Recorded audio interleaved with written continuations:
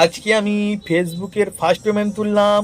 বিষয়টা একটু ব্যাখ্যা তো করবেন? আজকে আমি ফেসবুকের টাকায় ফেসবুক লেটারে খাবার খাবো। তো চলো প্রথমে এফ লেটারের জন্য নিয়ে নিলাম ফিডসটাকে প্রথমে এফ স্টাইল করে নিলাম।